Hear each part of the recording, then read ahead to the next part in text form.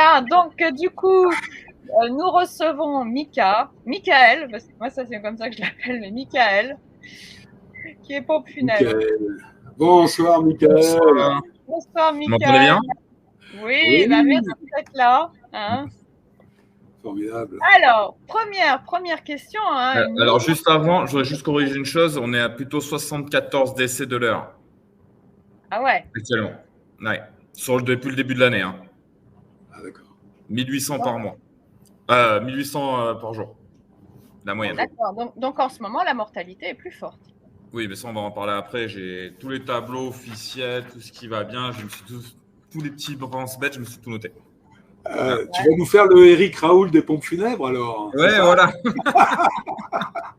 On prend ça en riant, hein, parce que ce que tu vas nous annoncer, ça risque d'être un peu chaud. Oui, mais c'est la réalité, c'est important. C'est bien pour ça que j'ai expliqué que c'était un échange de terrain. Les chiffres que j'ai donnés, c'était les chiffres habituels qu'il y avait avant Avant mars. 2019. Avant, voilà. C'est important aussi de rappeler que la mortalité, parce que les gens se rendent absolument pas compte des chiffres, et en plus de la situation dans laquelle c'est fait, c'est vrai que les cimetières sont hors des villes, les gens ont perdu la connexion avec cela. Alors que la mortalité fait partie de la vie, et le savoir, c'est justement ne pas se faire abuser et savoir profiter de sa vie quand même. Hein. C'est la jouissance de la vie. Enfin, en tout cas, c'est ma position. Donc, Mika, moi, c'est très intéressant, c'est très important que tu sois là. La réalité, c'est qu'au départ, c'était pas encore installé, très bientôt installé. C'est qu'au départ, c'était pas du tout ton métier, les pompes funèbres. Pas du tout. Alors, pour expliquer, à la base, j'étais directeur d'hypermarché sur Paris. Voilà. Et avec le pass sanitaire, j'étais déjà opposé. On m'a demandé de contrôler mes collaborateurs du fait que mon magasin était en centre commercial. Donc, j'ai bien sûr refusé. Voilà. Et j'ai j'ai quitté mon entreprise pour faire autre chose de ma vie parce qu'il était hors de question pour moi de contrôler qui que ce soit. Tu Voilà. pouvais pas faire semblant ou non? Non, non, non. Ah bah, Ayant eu un grand-père qui a porté l'étoile jaune, pour moi, il était hors de question, je contrôle qui que ce soit. Bien sûr. J'entrais pas plus dans les détails, mais bon, il était à la mairie de Paris, il s'est fait remercier à l'époque et après, il est parti dans les camps. Voilà. Donc pour moi, il était hors de question de surveiller ou de contrôler qui que ce soit comme collaborateur et de demander son schéma vaccinal. Hein. C'était pas possible pour moi. Déjà, je l'avais pas pour moi perso. Donc, j'allais pas le demander à mes collaborateurs. Voilà. mais enfin, en même temps, donc quitter un poste important, un poste à responsabilité, ne supposait pas forcément les pompes funèbres. Pas du tout. Pas du tout. À la base, je devais partir dans les cuisines. Je devais ouvrir un Schmitt, pour être plus précis. Voilà, magasin Les Schmitt. cuisines Schmitt. Voilà, les cuisines Schmitt. Mais avec la crise et tout ce qui se passe, je me suis dit, les gens, si demain il y a une vraie crise, par exemple électrique, comme il se passe en ce moment, ils changeront peut-être pas leur cuisine. Par contre, ils continueront à enterrer leurs morts. Donc, voilà pourquoi je suis parti dans les pompes funèbres. Et je n'étais pas destiné du tout à ça. Hein. Pour mon parcours professionnel, j'étais plus destiné à gérer des hypermarchés que de gérer une petite entité locale, artisanale de funéraire. Mais justement, c'est un métier. Oui, enfin, tous les métiers sont spécifiques, mais c'est ton rapport à la mort. Enfin, c'était quelque chose de facile pour toi de dire, bah tiens, je vais être en contact régulièrement avec des morts, même s'il y a une notion de service, d'être dans une mission. Est-ce que il y a, est-ce qu'il y a eu quelque chose qui t'a gêné, ou à l'inverse, tu as trouvé ça évident, outre le fait effectivement que c'est un métier de toute façon qui existera toujours? C'est en fait mon rapport à la mort. J'ai eu beaucoup de décès dans ma famille. Je suis orphelin, ma femme est orpheline. On n'a plus de famille tous les deux, on a perdu tout le monde. D'ailleurs, mon beau-père est décédé d'une crise cardiaque et il a été noté comme décédé du Covid à l'époque du Covid. Donc, on n'a même pas pu faire son deuil. Voilà. Donc ça, c'est pas sympa. On ne sait même pas si c'est lui qui est dans la tombe au final, puisqu'on n'a pas pu le voir. Aujourd'hui, c'est le côté humain qui m'importe. Vraiment la partie humaine de recevoir les vivants et d'être le dépositaire du dernier instant du défunt. Voilà. C'est oui, voir la mort, c'est pas forcément facile tous les jours. Pour corriger ce que tu as dit tout à l'heure, j'ai ouvert depuis la semaine dernière. Voilà. Donc c'est vraiment tout frais. C'est pas facile. Certaines choses qu'on voit ne sont pas faciles, surtout quand on s'occupe des enfants. C'est vraiment pas facile. J'ai le cas cette semaine d'un enfant qui est décédé alors qu'il avait 5 ans, pas de pathologie, mort subite. Donc là, pour l'instant, il est à l'hôpital de Toulouse pour examen, donc pour une autopsie. Et l'intervention se fera, je pense, d'ici une semaine. Voilà.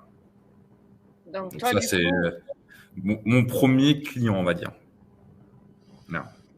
et donc ton rapport avec la famille, ton rapport De l'empathie, de l'humain.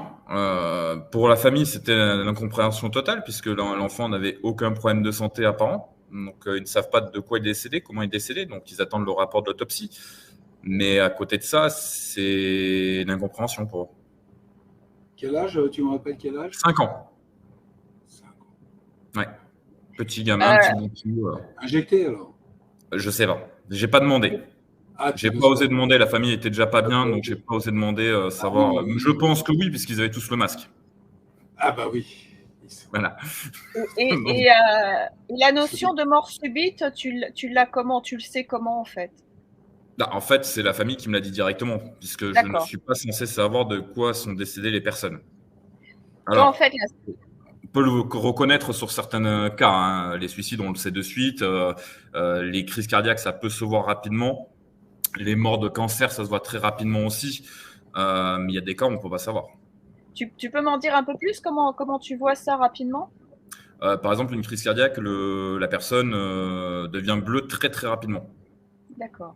Il a des taches bleues sur tout le corps à une vitesse anormale, on va dire. Pour le cancer, la peau devient marron et il y a une odeur qui se dégage très forte, puisqu'en fait, les poumons gardent du gaz et ce gaz s'éjecte au fur et à mesure après le décès. Et il y a une très très forte odeur de tabac qui émane des poumons. Par exemple. Voilà. D'accord. Mais c'est vrai qu'en règle générale, outre ce qui se voit physiquement, toi, la seule information que tu as, c'est l'âge en fait. C'est l'âge et l'heure du décès. Et l'heure du décès. Ouais. Et l'endroit où il est décédé. Et la cause du décès pour des raisons d'hygiène ou de contamination? Alors, la seule chose que j'ai, moi, sur le bleu, donc le certificat de décès, c'est si c'est une mise en bière immédiate. Dans ces cas-là, on doit mettre un équipement spécifique. Hein, donc, on doit mettre les EPI, c'est-à-dire le masque, les gants, la combinaison. Sinon, on ne sait pas. Hormis le fait de la mise en bière immédiate, je ne peux pas savoir la raison du décès. Et dans ces cas, je ne peux pas savoir si c'est Covid, si c'est autre chose, peu importe. Et donc, la mise en bière immédiate, c'est uniquement Covid? Donc, du coup, tu sais que c'est Covid? Oui, alors c'est Covid dans 90% des cas, parce qu'après, ça va être Ebola, ça va être certaines maladies contagieuses, mais c'est très peu en France. Hein. Hormis Covid, aujourd'hui, il n'y a pas de mise en bière immédiate. Et c'est qui dresse ces recommandations Le médecin. Hein? Pour la mise en bière immédiate, c'est le médecin qui fait le certificat de décès. Donc, il fait le certificat d'essai. Donc là, tu supposes à 90% que c'est le Covid, puisqu'on te demande un enterrement, enfin, une mise en bière. Une mise en bière très, très rapide. Enfin, avec quel principe? Alors, tu m'as dit des masques, des gants. Donc, on vous demande de mettre des masques, des gants et et une combinaison blanche de protection. Jetable. Totale contamination, waouh. Ouais. Mais c'est que dans ce cas-là, c'est que dans le cas d'une mise en bière immédiate. Après, dans le reste des cas, on met juste les gants pour se protéger les mains, sauf si c'est des réquisitions là où le corps, enfin le défunt, n'est pas en état propre. Oui. En état de décomposition avancé. Enfin, ça me semble un peu exagéré. J'ai eu un cas, on en a parlé l'autre jour, j'ai eu un cas d'un enfant de 27 ans, si on parle de la vaccination, tout à l'heure on en parlait, 27 ans, sportif, footeux, qui a eu une mort, on va dire, de merde, excusez-moi du mot. Il est mort sur ses toilettes, il a fait une myocardite sur ses toilettes. Voilà, mort subite sur ses toilettes et les pompiers ne l'ont pas touché. En fait, ils n'ont même pas touché. Ils ont vu qu'il était sur les toilettes en train de faire popo et il est décédé comme ça. Juste après la 3e dose. Ça, par contre, c'est sa femme qui me l'a dit. Hein, il sortait du centre de vaccination. Voilà. Donc, en fait, tu te retrouves, même si normalement, tu n'as pas les informations, tu te retrouves témoin de la situation, enfin, des répercussions des injections. Alors, à ce sujet-là, donc toi, tu as un regard tout neuf. Oui. Donc, tu peux être du coup aussi choqué. Comment ça se passe avec les collègues que tu as été amené à rencontrer de par la formation que tu as dû faire? Alors, ceux qui étaient en formation avec moi, c'est pareil, ils ont le regard tout neuf, ils sont tous de la reconversion. Au jour d'aujourd'hui, la plupart des pompes funèbres, à l'époque, c'était de père en fils ou de père en fille. Aujourd'hui, c'est vraiment une nouvelle génération de gens comme moi qui venons pas du tout du milieu, qui découvrons le milieu du funéraire. Et alors, c'est une recrudescence qu'il y a en ce moment depuis le Covid, l'augmentation de reconversion dans ce milieu-là. Voilà. Donc, je suis pas le seul à avoir eu l'idée de me dire que la mort a de l'avenir. Voilà. Sinon, pour revenir à ta question, je suppose que c'était plus sur le fait de savoir si les collègues avaient remarqué plus de décès ou pas. Voilà, les collègues qui étaient en activité depuis un certain temps, puisqu'on reviendra après sur la formation que tu as dû faire. Tous m'ont dit qu'ils voyaient plus de décès chez les jeunes. C'est-à-dire les jeunes, c'est les moins de 40 ans pour nous. Il y a une augmentation de décès de personnes plus jeunes. Voilà. Donc, il y a quand même un étonnement, enfin, il y a quand même une réaction de leur part de voir qu'il y a quelque chose qui n'est pas habituel. Et ça, c'est depuis 2020 ou depuis 2021? Plutôt 2021. C'est récent. Voilà. Ouais, donc on sait avec quoi ça peut coïncider finalement. Après, on va être taxé de complotiste ou de visionnaire. Justement, moi, si je te reçois, c'est pour éviter ce genre de termes, avec ce que je peux en penser, puisqu'on est sur du factuel, on est sur de la constatation, on est sur de l'observation. Après, on peut dire que c'est de la corrélation, mais je suis désolée, on a supposé qu'il y avait une hausse de la mortalité en 2020. Et qu'est-ce qu'on s'aperçoit à partir de 2021? Une mortalité très particulière qui touche des jeunes, en tout cas au moins des moins de 40, voire des moins de 50 ans, ce qui ne correspond pas au profil qui normalement se retrouve majoritairement aux pompes funèbres. Tout à fait. Non, là, on est plus sur un profil de temps de guerre. De ce que m'ont dit mes maîtres de stage, justement, ils avaient l'impression que c'était ce que vivaient leurs grands-parents à l'époque de la Seconde Guerre mondiale. D'accord. En nombre de décès de jeunes, je parle. Donc jeunes, c'est moins de 40 ans. Voire de très jeunes comme la personne, l'enfant de 5 ans. Quoi. Puis après, c'est pareil, si on parle de très jeunes, comme je te l'avais expliqué, j'avais fait mon stage à Pontoise, à la morgue de Pontoise. Il n'avait jamais eu autant de fœtus ou nouveau-nés dans l'hôpital. À savoir que sur le mois d'avril, donc le mois où j'ai fait mon dernier mois de stage, sur l'année complète à Pontoise, ils avaient environ 50 nouveau-nés ou fœtus à la morgue. Là, sur le mois d'avril, ils en étaient déjà à 48. Que sur le mois d'avril. Ah oui, non, mais là, c'est une hécatombe, en fait. Et du fait peut-être que le problématique qu'ils ont, dans les morgues, pour les nouveau-nés, c'est qu'ils sont obligés de les garder 10 jours avant de les incinérer ou faire le deuil, les enterrer. C'est un protocole, c'est 10 jours.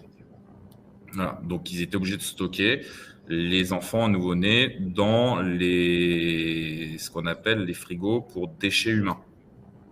Donc, c'est-à-dire qu'ils étaient stockés avec les boyaux, les poumons retirés des gens. C'était stocké avec, ou les jambes, ou les bras, peu importe. Voilà. Parce qu'il n'y avait pas assez de place, parce que le frigo pour enfants ou nouveau-nés contenait 8 places à la base, mais quand on en a plus de 50 en même temps, c'est compliqué. Puisqu'on ne met qu'un enfant par case, ou une personne par case, on n'additionne pas. Donc là, il y a une telle...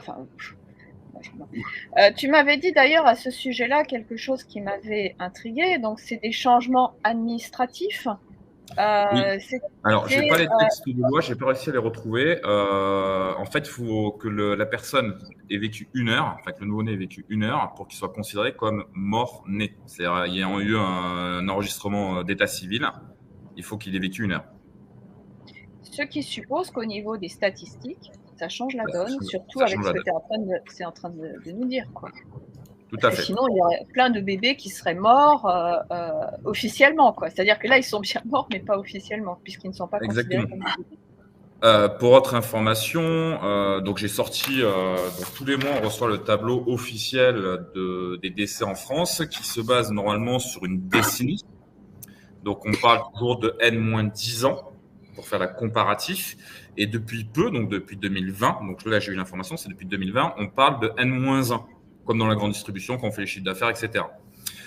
Si on se base sur la décennie, par rapport à 2012, puisqu'on est en 2022, on a eu en 2022 534 800 décès pour le moment, sachant qu'il nous reste le mois de novembre et le mois de décembre, sachant que le mois de novembre a été un gros mois de chiffre d'affaires pour le funéraire et donc pour les décès.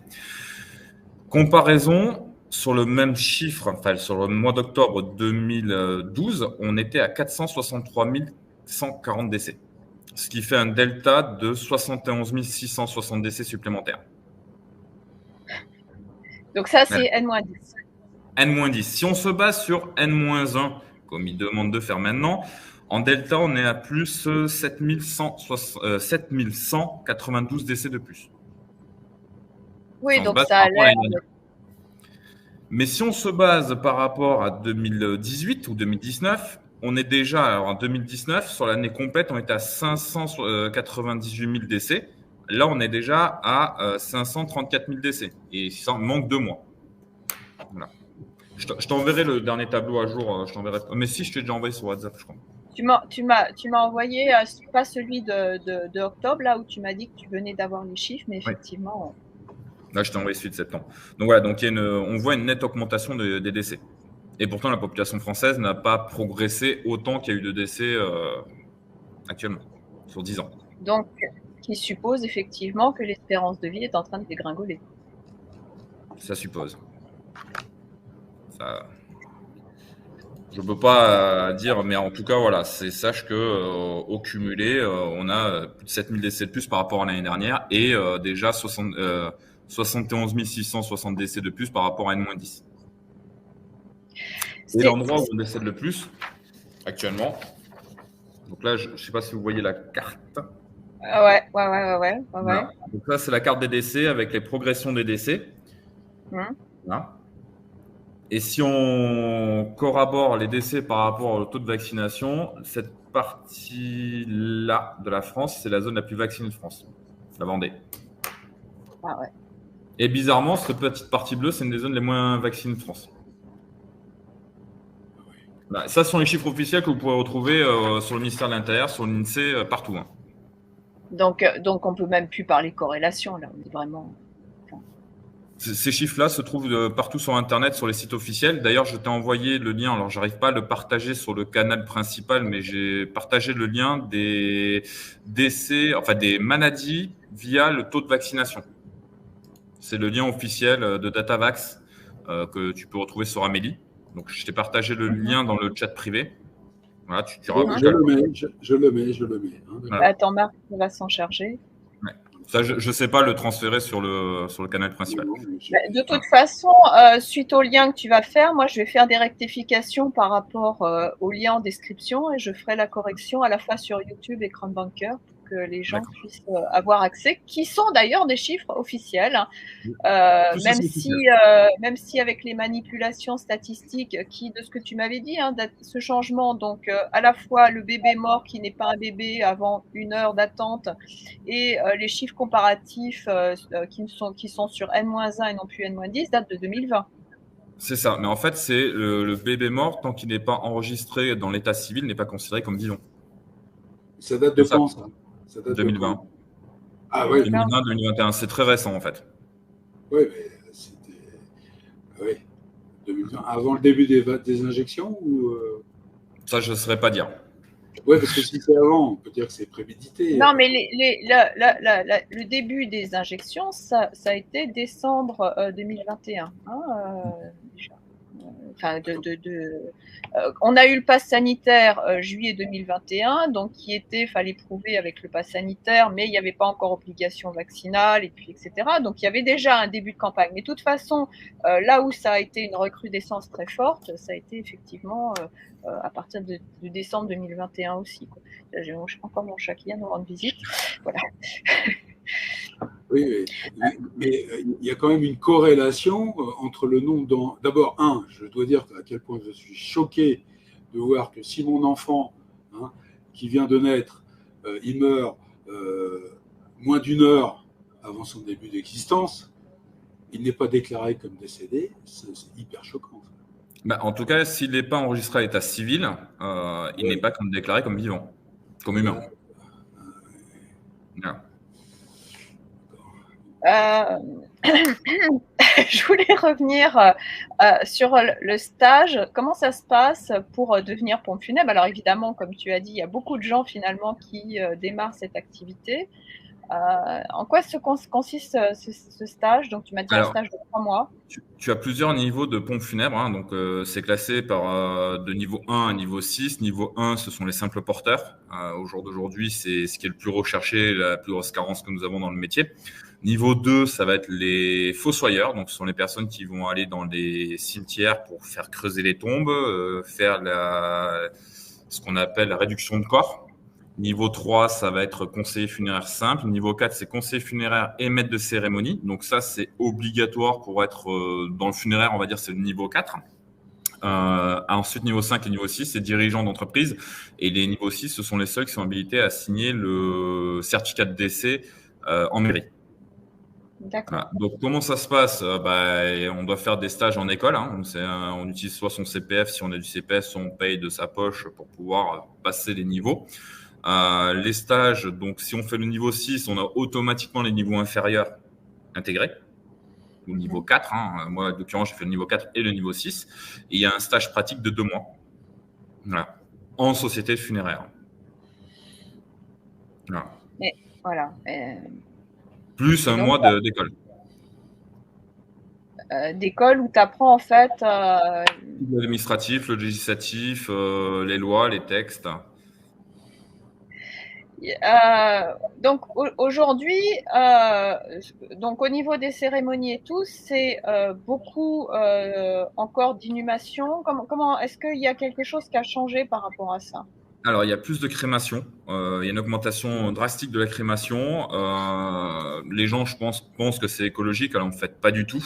C'est poussé par l'État dans le sens où… alors, la crémation, si c'est pas écologique, c'est dans le sens où ça consomme beaucoup de gaz.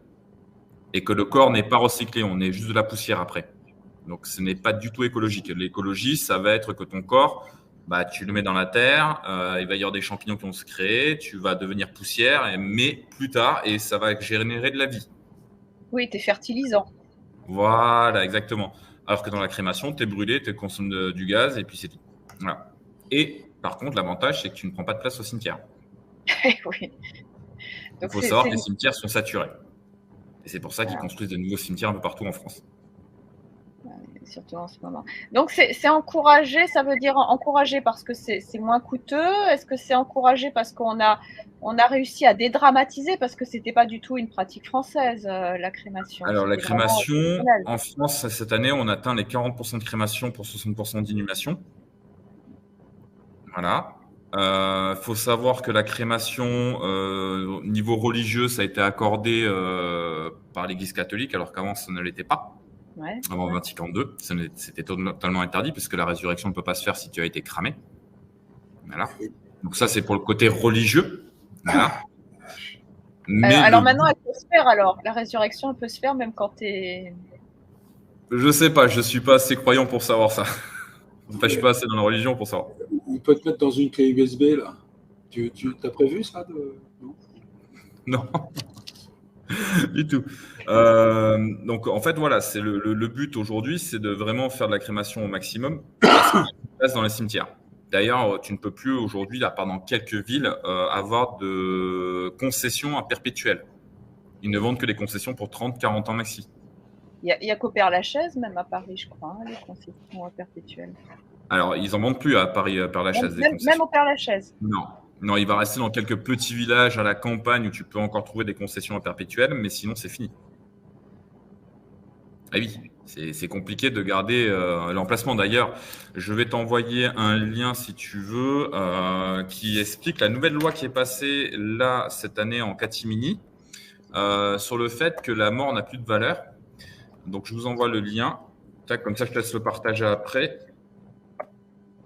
Grosso modo, il faut savoir qu'à l'époque, quand ta concession était plus en droit, c'est-à-dire que tu n'avais plus le délai, tu avais dépassé le délai, il fallait attendre 3 ans avant que la mairie décide de récupérer l'emplacement, prendre les eaux et les mettre dans un ossuaire. Aujourd'hui, ils peuvent les cramer directement.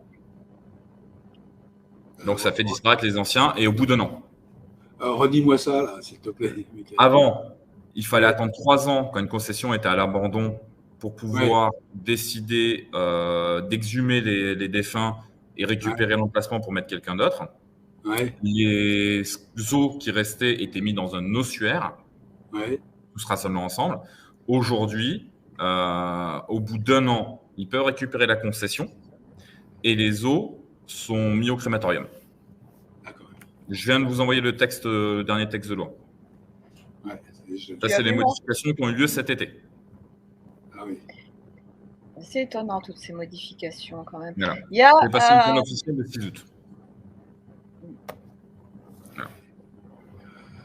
On profite de la crise pour changer beaucoup de choses, quand même. C'est ça. C'est bien ça qui est terrible. Ah, mais ce qu'il veut surtout dire, c'est qu'en fait, nos ancêtres, en fait, on ne peut plus retrouver de traces ADN ou autres, puisqu'on va les climatiser, alors qu'à l'époque, on les mettait dans un ossuaire. Ils étaient conservés. Ah, oui. Sans compter des autopsies parfois judiciaires, là c'est fini, hein, ça va être dans les séries télé, mais ça sera plus possible, quoi. Nous sommes en 2050. Comment était l'ADN des gens avant l'an 2000? Ah, on a tout perdu. Désolé. C'est ça. Hein, voilà. Pas de trace du changement d'ADN. C'est ça. Aujourd'hui, tu as tout qui est marqué. Le texte de loi est bien expliqué dans le lien que je viens de vous envoyer. Je l'ai mis dans le. C'est Laurence, elle l'a mis dans les commentaires. Oui, je mettrai dans les liens. Non, mais c'est déjà fait, Laurence. Ah oui, dans le lien en description pour que les gens puissent avoir accès. Tu nous as parlé par rapport au. Tu n'as pas la possibilité, je voulais revenir un peu sur le Covid. Alors, je voulais déjà revenir sur cette idée qu'au jour d'aujourd'hui, par rapport au sida, par contre, il n'y a plus rien, plus aucun protocole qui est imposé. Alors non, à l'époque, ils ne faisaient pas de soins de thanatopraxie sur les personnes séropositives. Aujourd'hui, c'est fini, il n'y a plus ce problématique-là.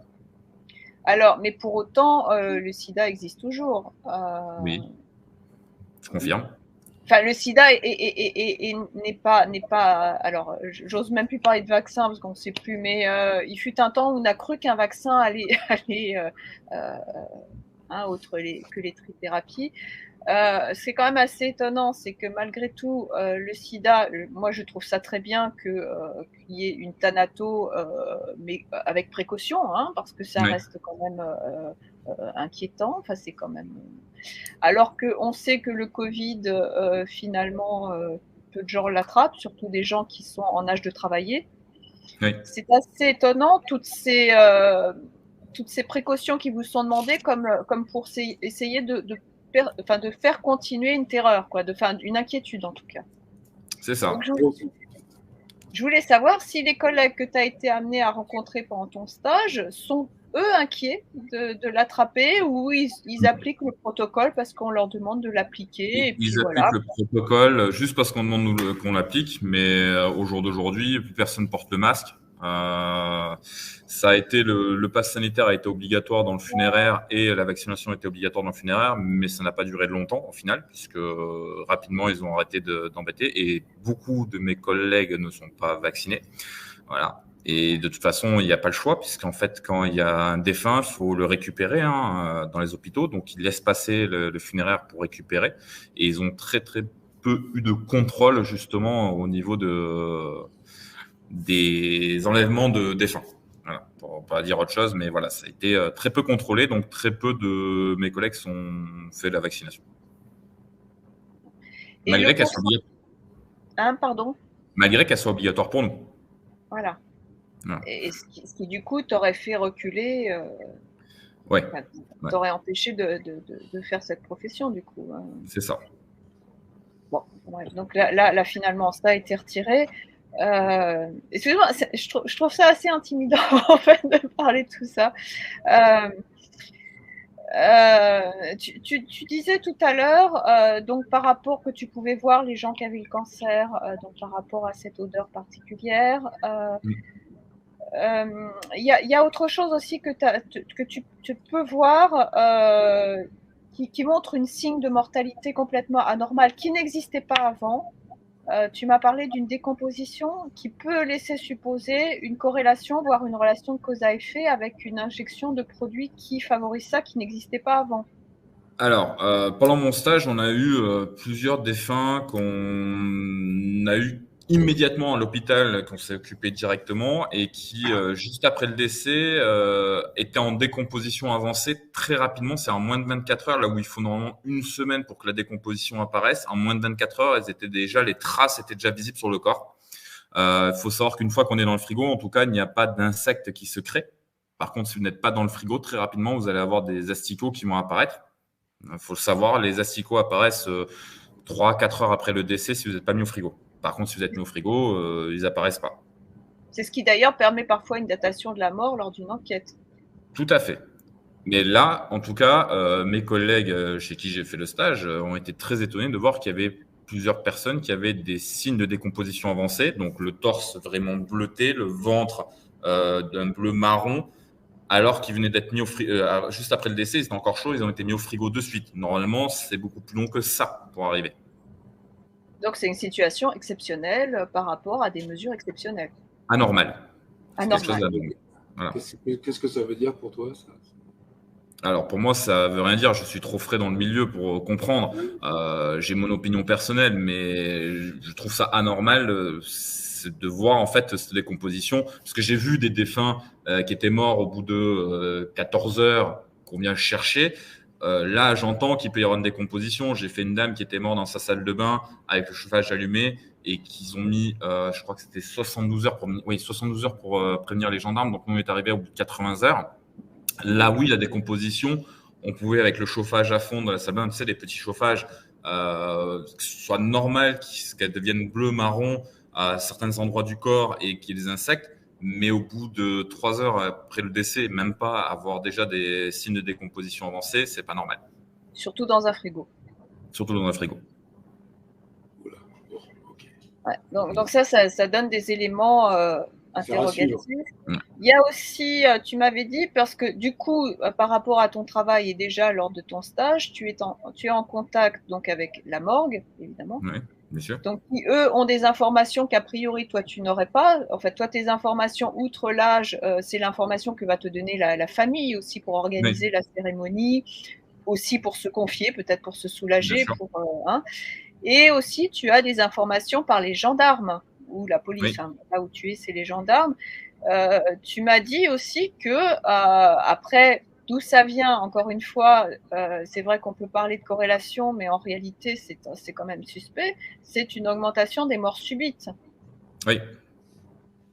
Bah là, j'ai un ami qui a fait une mort subite ce matin. Je ne sais pas si je peux t'envoyer le lien d'un chauffeur poids lourd, crise cardiaque dans son véhicule. Et, je ne sais pas si je peux t'envoyer le lien. Il a fait ça ce matin. Donc, il nous a envoyé la photo. C'est un peu, on voit pas le défunt et tout ça, mais l'accident est assez grave et ils comprennent pas le décès. Donc voilà. Donc là, la photo, il ne faut pas que tu puisses voir quoi que ce soit. Si on voit, mais fait ce matin.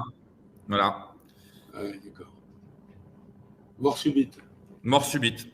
Et ça, il y en a de plus en plus. Donc, ça veut dire que cette personne qui décède peut créer d'autres accidents? Tout à fait. Justement, il a créé un autre accident parce que le chauffeur poids lourd a percuté une voiture.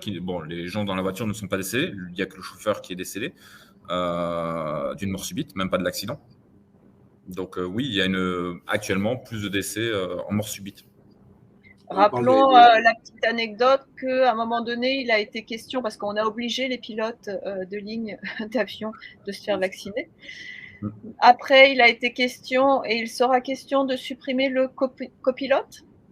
Je pense que prendre l'avion va être un petit peu inquiétant, puisque réellement, ces morts subites existent. Enfin, là, c'est les gendarmes qui te déclarent ça. Enfin, c'est... Oui, et puis comme je te dis, la semaine dernière, j'ai eu le petit là qui est décédé à 5 ans d'une mort subite. On ne sait toujours pas de quelle raison il est décédé. Donc la famille le saura cette semaine après l'autopsie. Mais voilà, c'est compliqué. De la même façon, donc au niveau des gens que tu côtoies, évidemment, il y a le thanato. Oui, tout à fait. Donc pour l'instant, toi, tu m'avais dit qu'il n'y avait rien de spécifique, outre finalement l'âge. C'est ça. Alors, au Thanato, les deux Thanatos que je connais, je leur ai demandé, dont un avec qui je suis ami. Pour lui, il n'a pas eu de choléra, enfin d'augmentation de sang. Tu m'as demandé s'il y avait le sang qui était plus dur, etc.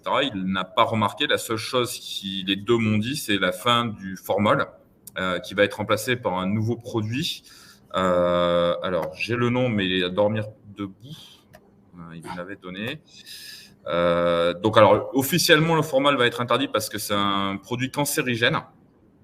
Voilà. C'est vrai que c'est embêtant pour le mort. Tout à fait, tout à fait. On comprend que ça soit. Il est mort. Je vous envoie le lien. Je puisse partager, si tu veux, le lien là qu'on m'a donné. Hop.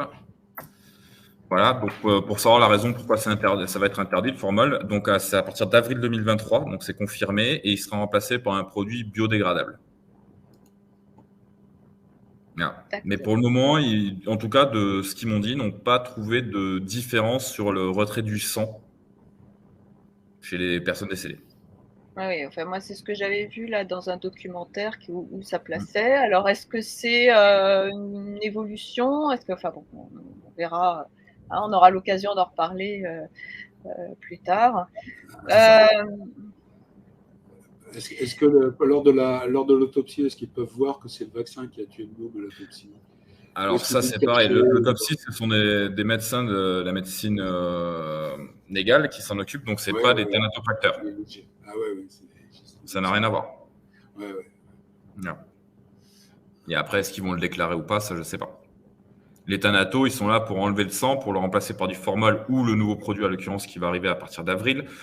Sont là pour faire que la personne qui est décédée devienne en fait une personne défunte. Voilà. Ouais. Pour que ça redevienne quelqu'un de joli et convenable à être vu. Oui, c'est ça. Ouais. Et une meilleure conservation du corps. Une petite question pratique. Là, j'ai un jardin, je décide de me faire enterrer chez moi.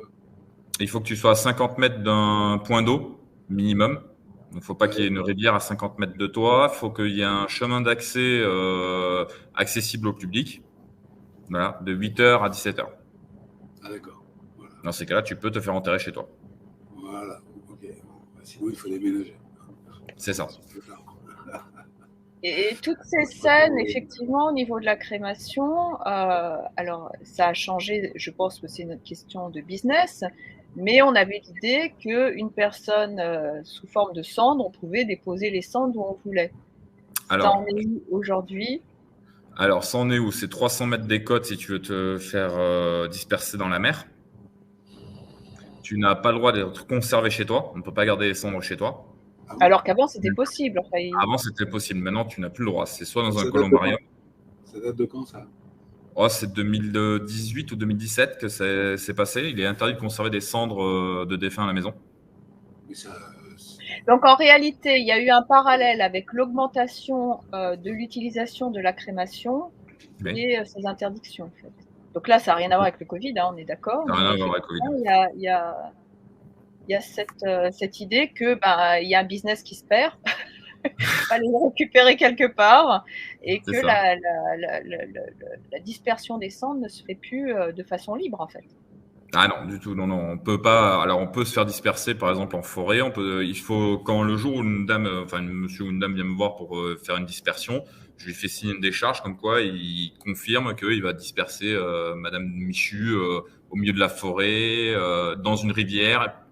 Par exemple, pour une rivière ou un fleuve, il faut une autorisation de la mairie. Donc, c'est toi qui l'organise en tant que pompe funèbre? Alors, moi, je fais la demande d'autorisation. Il y a l'autorisation qui arrive. Après, je dis aux personnes, vous pouvez aller disperser les cendres. Tout est formalisé. Hein, c'est ça. Ah, tout est encadré. Ouais. Oui. Voilà. Vraiment. Une question d'un intrigant. Le vaccin fait-il pourrir les gens de l'intérieur? Bon, c'est la question qui se pose. Hein. On verra. Pour l'instant, je ne peux pas le dire, mais quoi qu'il en soit, j'ai remarqué et mes maîtres de stage m'ont bien confirmé que des décompositions avancées, c'est anormal. Voilà, c'est récent. Hein, Voilà. c'est récent. Hein. Ne pas faire d'amalgame, attention. Non, mais là, on est dans du factuel. Alors justement, dans le métier, tu n'as pas un ordre des médecins, mais tu es obligé d'adhérer à un syndicat. Tout à fait. Quelles sont les relations avec le syndicat? Est-ce que les syndicats, parce que j'ai parlé des suspendus et puis de l'ordre des médecins avec le docteur Loridan, est-ce qu'il y a des conflits ou en tout cas des interdictions que peut amener un syndicat en ce moment précisément, ou est-ce que c'est juste des protocoles qui vous sont transmis?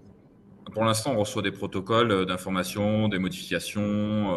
Par exemple, quand il y a quelqu'un qui est décédé de Covid, on doit mettre dans 2 sacs mortuaires et non pas dans un seul sac. Donc, on vend 2 sacs mortuaires, sachant que le sac mortuaire, avant le Covid, était à 2 € le prix d'achat, prix de vente. Donc, c'est un prix de vente fixé par l'État. On ne peut pas le modifier.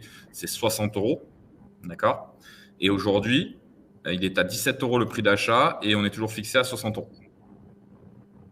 Voilà. Et c'est 2 sacs. Ah, c'est 2 sacs. C'est vrai que tu m'avais parlé d'un sac, mais ils sont à 2 sacs là. C'est 2 sacs pour quelqu'un décédé Covid. D'accord. Voilà. C'est bien hermétique. Voilà. Alors pour ça, il faudrait plus mettre un sac de réquisition pour être sûr que ce soit hermétique, mais là, ils sont très chers et l'État, je pense qu'il ne serait pas trop d'accord. Ouais. Donc si je comprends bien, quelqu'un qui est décédé du Covid est automatiquement inhumé. Alors, c'est mise en bière immédiate. Mise en bière immédiate. C'est-à-dire qu'il est mis dans le cercueil immédiatement avec 2 sacs. Et donc, crémation ou pas il a... Au choix de la famille. Ah d'accord, donc non, mais la seule chose, c'est qu'effectivement, quand il y a une crémation, c'est pas le même type de cercueil que quand c'est une inhumation. Alors aujourd'hui, la plupart des usines de cercueils font des cercueils compatibles inhumation et crémation. Parce qu'avant, avant, c'était forcément des cercueils en soit 18 mm ou 22 mm pour la crémation, puisqu'il faut que le bois soit plus épais pour la crémation parce que ça sert de combustible. Aujourd'hui, tous les cercueils sont vendus en 22 mm d'épaisseur de bois. D'accord. Donc en fait, pour l'instant, vous avez un syndicat qui n'est pas répressif ou qui n'est pas... Je suis trop neuf dans la profession pour dire quoi que ce soit, mais en tout cas, pour l'instant, il n'y a pas de problème. Non, mais disons que tu ne reçois pas un mail tous les jours. Tu ne reçois pas un mail tous les jours pour donner du Doliprane, quoi. Non. Pas de problème pour Michael. Pour l'instant, pas d'infos spécifiques dessus. D'accord. Mais quand il y a 2 sacs comme ça, mais le corps peut encore se décomposer, il y a plus Bien sûr. En fait, pour que le corps ne se décompose pas, il faut qu'il soit mis dans un cercueil zinc. Donc mis en export, normalement. D'accord. Là, le cercueil, enfin, le défunt se momifie, puisqu'en fait, il y a un filtre épurateur qui est mis avec et qui permet en fait d'épurer l'air qui est dans le cercueil et donc tous les gaz qui sont dans le cercueil, ce qui fait que la personne s'assèche et ne se décompose pas. Parce que le sac, s'il est bien fermé, il finit par exploser avec le gaz, non? En fait, même s'il est bien fermé, c'est une fermeture éclair. Pour qu'il soit vraiment étanche, il faut mettre un sac de réquisition. Ce ne sont pas les mêmes sacs. Ok, donc il y a la fermeture éclair, c'est pour ça que, etc. Ouais. Vraiment, si on veut l'étanche, il faut prendre un sac de réquisition. Mais comme je te disais, ils sont en prix d'achat, ils sont à 50 et quelques euros. Et en prix de vente, donc c'est pareil, c'est des prix fixés par l'État, on est à 180 €. Ouais. Et là, je pense que l'État ne serait pas d'accord puisque les sacs de réquisition sont vraiment très chers. Pour l'utilité, c'est vraiment cher. Ah, c'est pas remboursé par la sécurité sociale? Ah non. Je préfère rire, hein, Michael. Je préfère rire. Bien sûr. Parce qu'on échange. Non, mais ceci dit, pour les gens sans ressources, il y a le carré des indigents, c'est ça, hein, tu me dis. Tout à fait, ça c'est la mairie qui paye. Donc ce sont les impôts locaux qui payent. D'accord.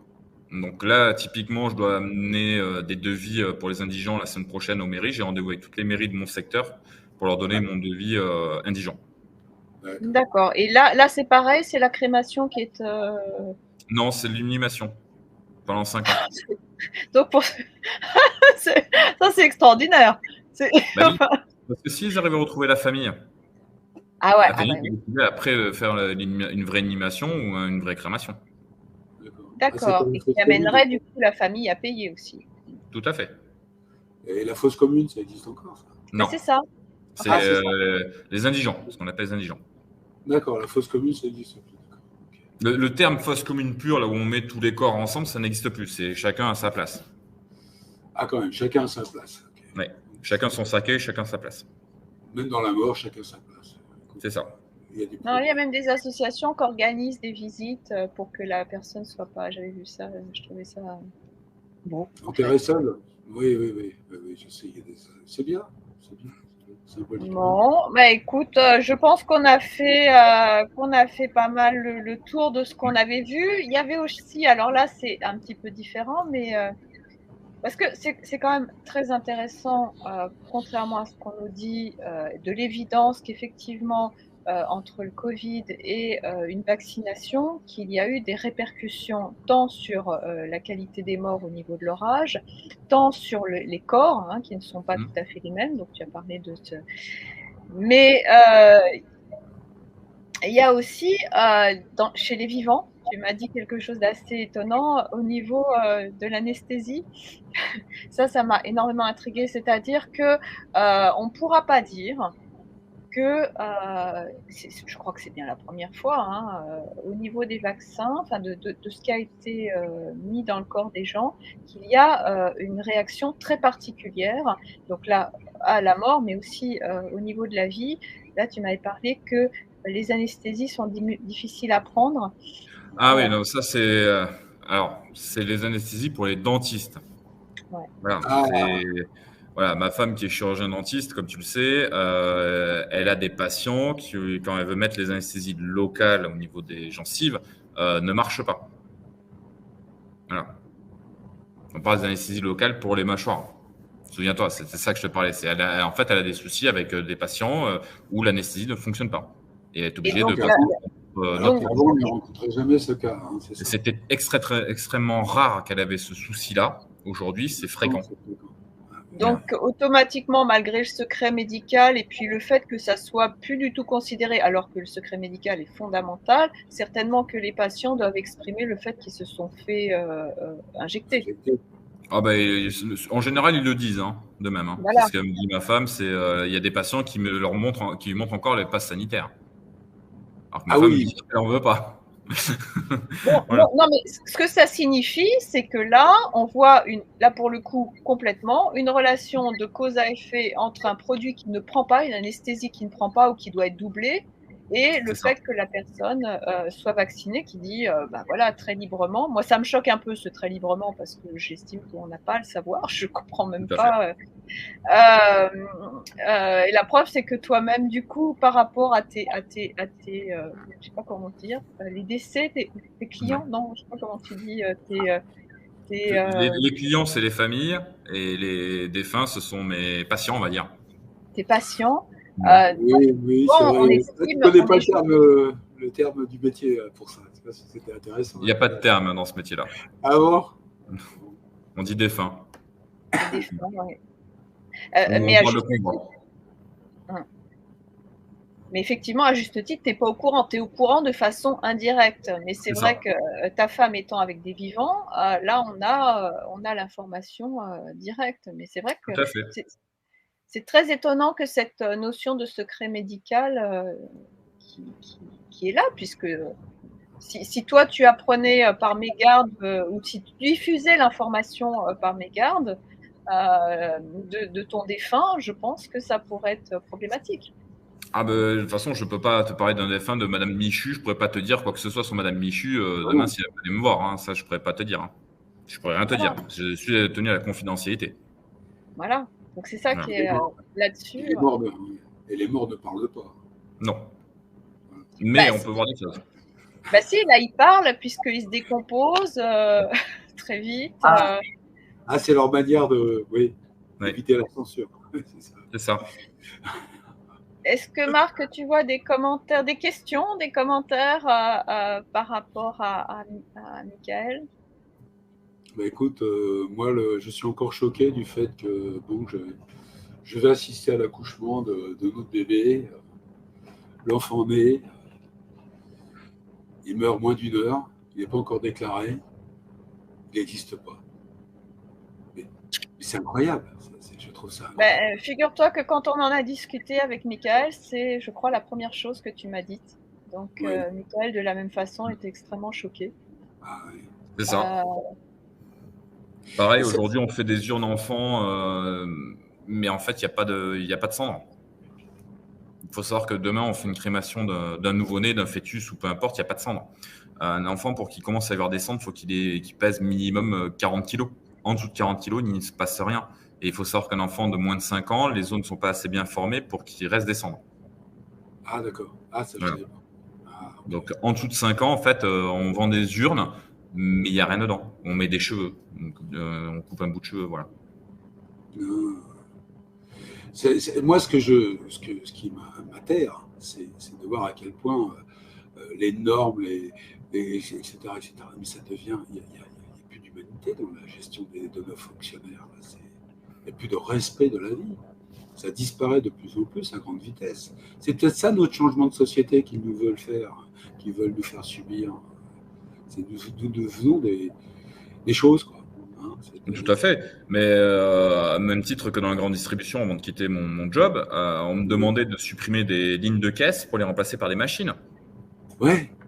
Voilà, c'est des machines automatiques, les caisses automatiques. Il faut savoir que ça coûte en loyer parce que tous les mois, on paye un loyer de la grande distribution par caisse automatique qui est à peu près de 1 400 €. D'accord ? 1 400 €. Je prends note. 1 400 € le loyer d'une caisse automatique quand elle est en location. Je prends note. Il faut savoir qu'une caissière en CDI 35 heures au SMIC coûte chargé 2 800 €. Donc, c'est un delta de moitié. C'est-à-dire que pour 2 caisses automatiques, il faut 2 caisses automatiques pour l'équivalent d'une seule caissière. Et on m'avait demandé de supprimer quasiment la totalité de la ligne de caisse pour les remplacer que par des automates. Des automates, oui. Voilà. Il faut savoir que les automates ne tombent pas en panne, ne font pas grève, ne sont pas malades. Voilà. Sauf coupure d'électricité ?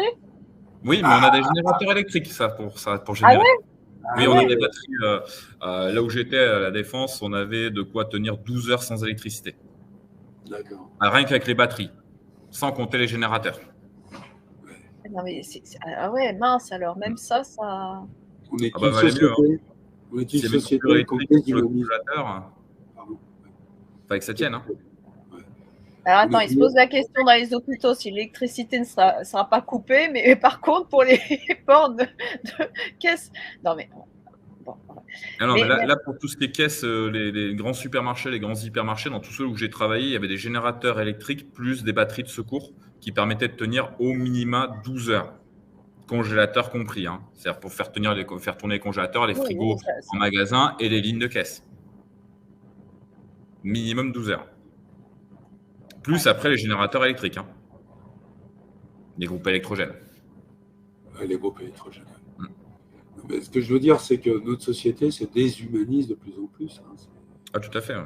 Et je trouve que l'individualisme qui est exacerbé en ce moment, hein, moi je vois ça avec les trottinettes, le manque de respect des passants, de ceux qui font de la trottinette, des parents qui sont très laxistes envers leurs enfants qui font de la trottinette au risque de bousculer des personnes un peu âgées.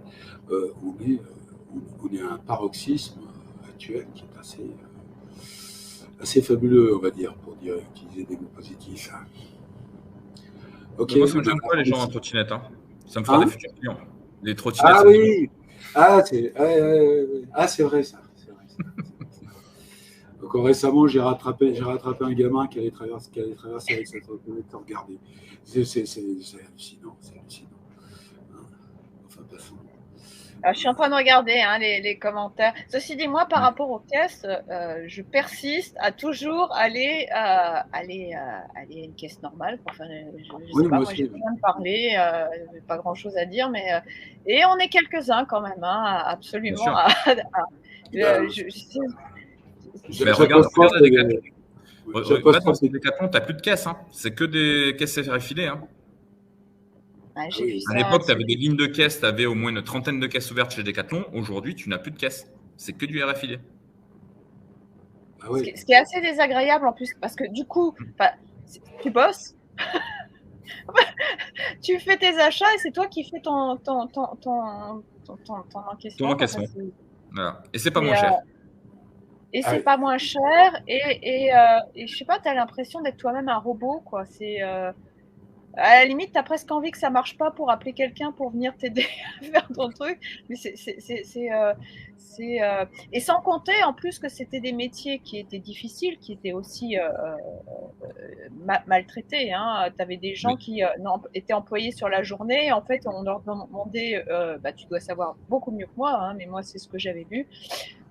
Une disponibilité, je sais pas moi, de 8h à 10h, et puis d'un seul coup, après, on lui demandait une disponibilité de 17h à 19h, par exemple.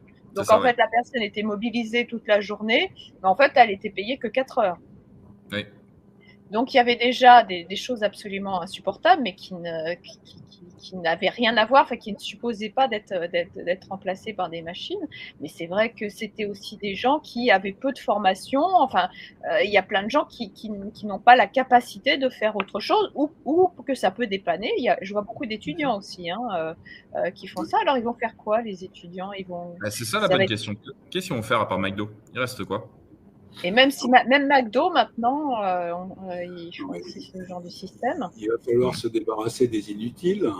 C'est ça. Hein. Il va falloir mettre en place l'euthanasie. Hein. Non, il en est question, c'est sérieux. La prochaine fois, on parlera, je t'enverrai les documents, tu parles d'euthanasie, mais du suicide assisté en Suisse Ouais. et du nouveau système de crémation qu'ils ont inventé en Suisse, qui fait que ton corps devienne de la bouillie. Enfin, une sorte de bouillie, on va dire plutôt pas de la glaise, une sorte de glaise. Je t'enverrai des liens. Et ça, c'est quoi que ça fasse de la glaise? Qu'est-ce que En fait, c'est pour quel remplacer les avantage? crématoriums. Parce que tu sais, la crémation, c'est pas écologique. Et donc, avec ça, en fait, on te met dans un liquide et tu deviens une sorte de pâte. On peut peut-être recycler cette pâte pour McDo. C'est ça. Hein. D'accord. Donc, Pardon. Non, mais c'est véridique. Hein. Je t'enverrai l'article, tu verras. En fait, tu as les machines de suicide assisté. Juste après, ils te mettent dans ce liquide-là et tu deviens une pâte. Et ça, d'accord. c'est en Suisse. Ça veut dire qu'on te demande pas ton avis, en fait. Ah bah si, pour le suicide assisté, tu Non, signes les non, papiers. non, mais pour l'après-suicide assisté, c'est-à-dire tes dernières volontés après que tu aies Ah bah, décidé. ça fait partie des volontés en général des suicides assistés. Hein. D'accord. Ouais, je veux partir de ce monde. Voilà. Non, mais ça. moi, j'ai aucun. Bon, je suis pas du tout. Je trouve que c'est important de comprendre la différence entre décider de sa mort, surtout dans des situations extrêmes. Je vois pas pourquoi on devrait souffrir pour souffrir.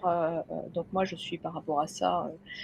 Et de croire que effectivement, on va tuer les gens pour être des inutiles. On n'est pas du tout dans le même. Ça n'a strictement rien à voir. Hein.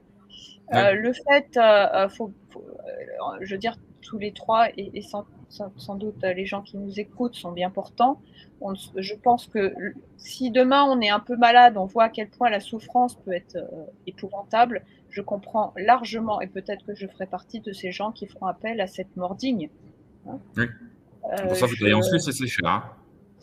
C'est pour ça que la loi Leonetti me semble être une hypocrisie qui n'est pas du tout au service de l'humain, qui devrait être justement le seul décideur par rapport à ça. Non mais Laurence, avant de faire ça, il faut attendre le Black Friday, c'est moins cher. Enfin, mais il faut être opportune quand même. Oh. Qui d'ailleurs ne dure pas qu'une seule journée. Hein. En France, c'est une semaine. Hein. Ah oui, j'ai remarqué qu'il était beaucoup rallongé d'ailleurs cette année. Je ne sais pas si c'était que aujourd'hui, mais je trouve que Friday a changé. Même Friday perd sa. Ouais. Les journées raccourcissent en hiver, mais le Black Friday augmente. Enfin, c'est ça. Mais pour vous dire, à l'époque, j'étais chez Conforama, à l'époque du Black Friday, quand ça commence à arriver en France, cette nouvelle mode qui vient des États-Unis. La première année, ça avait fait un flop parce que les gens ne connaissaient pas. Et la deuxième année, Quelle année 2014. 2014. La première année de l'arrivée en France du Black Friday. Hein. Mais ça faisait déjà longtemps que ça existait aux États-Unis. Et faut savoir que la deuxième année, le vendredi noir, il faut se souvenir qu'il y a quand même eu c'était le Bataclan, je crois que c'est passé un vendredi. Voilà. Et juste après, il y a eu le Black Friday. Et donc, une forme d'humour. C'est une forme d'humour. Donc ils ont transformé ça en, si vous regardez sur Internet, vous verrez le Black Friday et sur l'année 2015 est devenu le Week Friday. Que ce soit chez Confo, But ou dans n'importe où dans la grande distribution, ils avaient changé le nom. Ouais. Non, mais il y en a qui se foutent de notre gueule, alors de toute façon. Ah bah oui, mais le Black Friday, c'est comme les ventes privées qui sont juste avant les soldes, juste après Noël. C'est des soldes avant les soldes. Hein. Oui, c'est ça. Voilà. Mais la loi RGPD, on nous embête énormément sur la loi RGPD, mais il faut savoir que la loi RGPD, à l'origine, a été faite à cause de Carrefour, parce que Carrefour faisait de la discrimination publicitaire sur les clients musulmans qu'ils avaient. Donc, ils envoyaient que des pubs pour les musulmans, des produits halal, et sur les clients cathos, ils envoyaient que de la bière. Enfin, c'était une technique à l'époque pour sélectionner la population de ces clients en fonction de leur religion ou de leur origine. D'où la loi RGPD qui est tombée après. Parce que c'était de la publicité ciblée. Or, c'est formellement interdit. Et il n'y a pas de loi LGPD. RGPD. RGPD, si, la loi existe. Oui. Non, mais parce que maintenant, on ne demande plus l'autorisation de savoir quelle est la religion de la personne. D'accord. Non.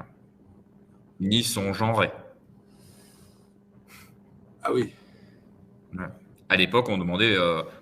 moi, je me souviens, à l'époque, quand j'étais encore chez Confo avant que la loi sorte, on demandait le genre de la personne. Homme, femme ou autre. Et la religion. Ah ouais. Oui, parce qu'on a envoyé pour l'Aïd, on a envoyé des promotions spécifiques pour l'Aïd. Voilà. Maintenant, c'est fini. Bon. C'est un progrès. En fait, c'est fini parce qu'ils n'en ont plus besoin. Ils font de la pub, mais plus ciblée maintenant. Bravo Laurence, c'est ça. Ouais, c'est bien. Bravo Laurence. Bon, bah, dis donc. Ok. Donc, on a beaucoup de commentaires. Hein. Ouais.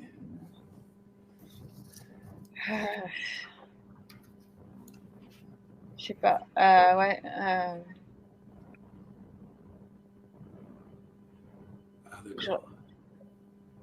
Attends, il y a une loi en cours. Il y a une loi en cours d'examen.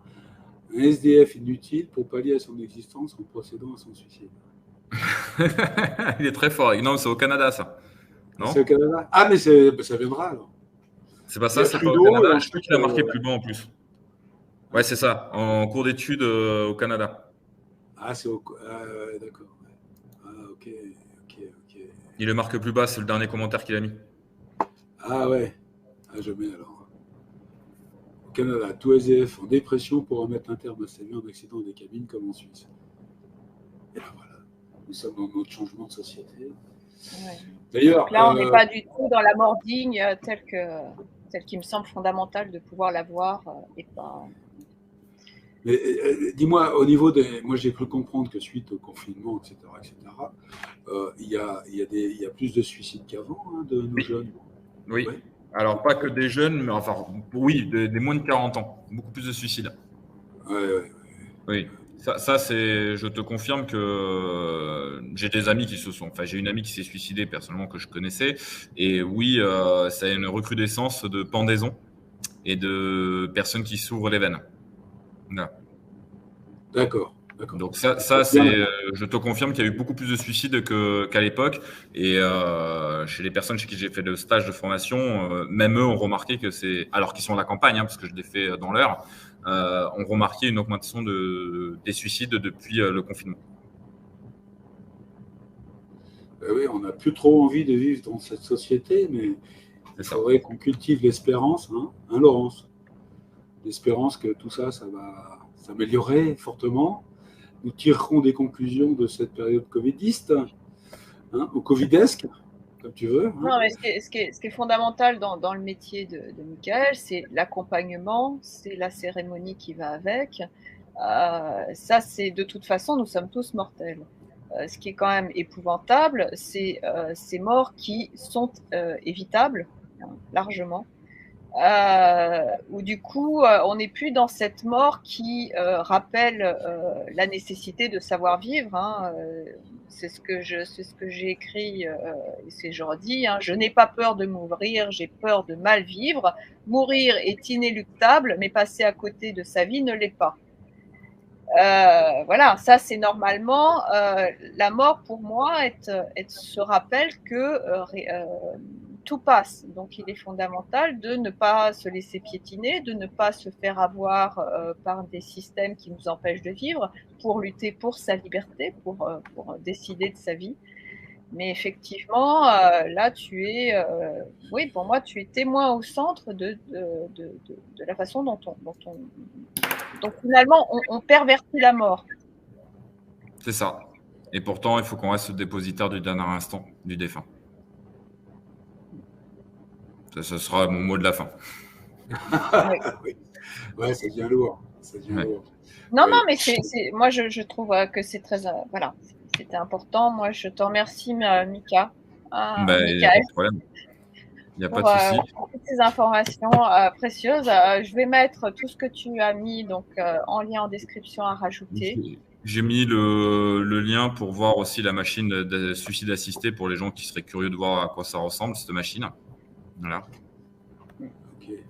De toute façon, nous aurons l'occasion ensemble aussi de reparler, de faire un point sur tout ça. Effectivement, ça semble funèbre, mais je trouve que c'est aussi par là qu'on voit ce qui est, qu'on voit justement le factuel. Et ça, c'est important. Et ça, c'est du travail de journaliste, mais c'est aussi du travail de citoyen. C'est pareil, je vais t'envoyer le lien pour la nouvelle machine pour que tu puisses voir comment on liquifie en fait les défunts maintenant. D'accord. Merci. Comme ça, tu auras la dernière machine, la dernière nouveauté dans le funéraire. En fait, dans ton métier, tu as un rôle, on va dire, un rôle important, c'est-à-dire que le départ, c'est-à-dire le fait de dire au revoir aux défunts, à la famille, se passe dans la dignité. Exactement. Mon but, c'est vraiment ce que je disais tout à l'heure, c'est que je suis le dépositaire du dernier instant du défunt, de la personne, quelle que soit sa vie, quelles que soient les choses qu'il a fait. Je suis là pour que le dernier instant de cette personne, selon le choix de la famille ou de lui, s'il a fait un testament en ce sens-là, enfin s'il a laissé des volontés, soit fait dans le respect le plus possible. De cette vie qui vient de se finir. C'est ça. Voilà. Et c'est un adieu qui nécessite des instants. Mais c'est un beau métier dans le sens où tous les jours, à chaque fois que j'ai fait des cérémonies, les familles viennent me remercier de ce qu'on a fait. Voilà. Pour le défunt. Ah oui, tu les as aidés, tu les aides. C'est ça. Nous, on répare les âmes. Voilà, tu les Comme je dis toujours, pas. Les médecins vont réparer les vivants et nous, on va réparer les âmes. Voilà. Oui, mais tu répares aussi les vivants qui restent. Exactement. Les âmes des vivants qui restent. Exact. Donc, c'est un beau métier. C'est un métier pas facile. Ouais. D'accord. Ça doit être. Parce qu'il y a le beau côté, on va dire, le bon côté, et il y a aussi le côté obscur, donc ce qu'on appelle les réquisitions, qui ne sont pas forcément faciles à voir. Plus administratif. Oui, mais ça, c'est barbant l'administratif, mais par contre, c'est les réquisitions, c'est en général quand on t'appelle pour une réquisition, c'est qu'il y a des choses pas jolies à voir. Ouais. Comme Maggie dit, il faut trouver l'objectif de son existence, pourquoi on est là, quelle est notre mission. Donc résistance avec ok. Voilà. C'est vrai qu'avec cette crise, la recherche de sens, elle est difficile. Alors, justement, moi, je voulais conclure avec un conte zen qui s'intitule... Alors, je ne sais pas si, Mika, tu veux rester encore quelques minutes pour écouter le conte zen. Si ça dure moins de 15 minutes, c'est bon. Ah oui. Ou alors, il est très, très zen. Mais non, J'affiche voilà. quand même. Alors, chance ou malchance? Alors, je vous le dis, un vieux fermier avait pour seule richesse un vieux cheval grâce auquel il labourait ses champs. Un jour, le cheval s'enfuit vers les collines.